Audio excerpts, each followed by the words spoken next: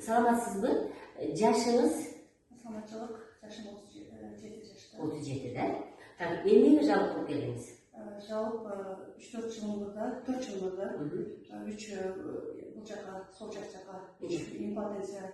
Так, демек туугандар, имплант деген билесиздер, бул вообще тиш калбай калганда тиштин жаактын сөөгүнө сөөгкө темир сайдырат. Ошол темир аны сөөгдөн чыгып турат дагы, жарымы сөөгкө кирет, жарымы үстүндө калат. Анан ушул темирге аны тиш салып коет. Демек 3 имплант салдыргансыз. Так, салдыргандан кийин эмне деген доктордун пайда болду? Салдыргандан кийин оору жок, бирок ошол убакта оору болгон, 5-6 күн эле. Оору жок азыр.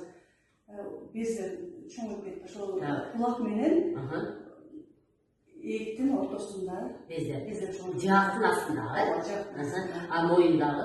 Моюндагылар без чоңоюп кетти. Мынекей. Урматтуу мекендештер, сиз да жакшылап отуруңуз, карап алыңыз. Мына мен дайыма айтам да, силер дайыма мына моюнга массаж жасагыла деп дайыма айтам го, мына моюнга массаж жасагыла. Эмне үчүн мына моюнга жасагыла деп безилдей берем. Себеби моюндагы без тамырлардагы мына ушул биздин эң негизги куйлуп кете турган жерге чейин келет да. Без тамыр бир эле органдарда болбойт. Без тамыр булчуңдардын арасынан да өтөт. Без тамыр сөөктүн арасынан өтөт да. Мына жаакка, мынакей караңыздар, мына биз айткан, тууганыбыз айткан без тамырды карагыла. Сөөктүн жанында жайгашкан без тамырлар сөөктү аралап киргизет да. Аралап киргизгенде, демек биз ошол жакты аппендиксти кескендей эле, ал жакты биз кыркып койдук да. Тырс. Мына биз кыркып койдук. Анан ал келип туруп кете албай калды дагы, анан мына эми бул жерде чоңурактары көрүнүп турат. Мындан да майдалары бар да. Мындан да көзгө көрүнбөгөн без тамырлар бар.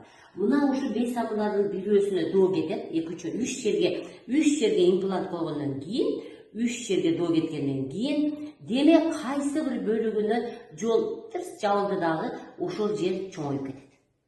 Без тамырлар чоңоюп кетет. Эми биздин тууганыбыз айтат, мен ушу бездерди алдырып коюп келейинби, сизге десе тиште импланты бар. Жок. Имплант түрө берсин. Имплант жакшы турган болсо, ага тийбеңиз. Себеби ал приживайт, ал деген ошол жака кайра неме болуп калды, азыр отурташып калды. Ал жакта неме жок. Эми биз могу жактагы без тамырлардын жолун ачсак эле, могу жактагы без тамырлардын жолун ачсак эле, бул бездер кичинелип, анан ордуна келе баштайт. Эми турган нерсени алып салган менен болбойт, ал уже коюлду. Андан жанындагы без тамырлар доо кетти да. Биз ошо жанындагы без тамырлардын жолун ачышыбыз керек. Без тамырлар мындай агып келет да, мына.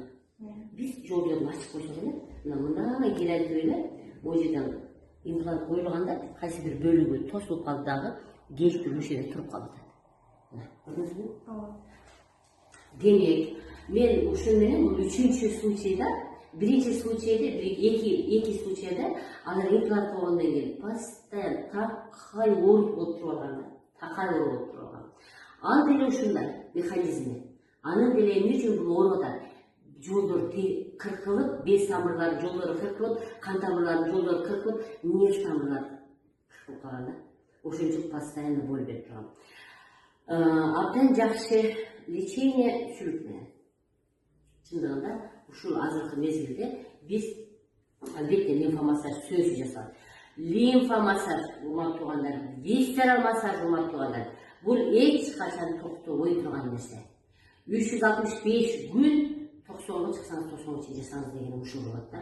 Лимфомассаж менен постоянно жакшы кылабыз дагы, анан бул жерде бизге эң чоң ролду сүрөк аткарып берет.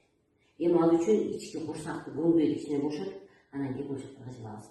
Урматтуу мекендештер, мен ушуну айтайын деп жүрдүм эле. Кимде ким имплант койдурам десе, кимде ким тишин тазалатам десе, сөзсүз түрдө бир 4-5 жолу келип сүрүп алып кеткен жакшы да. Кичине болсо, бул мурун ал жерлер жолдор өзү итак жол, мындай без тамырдын ичи керекси нерсеге толуп, итак жол жакшы ачылбай турган да.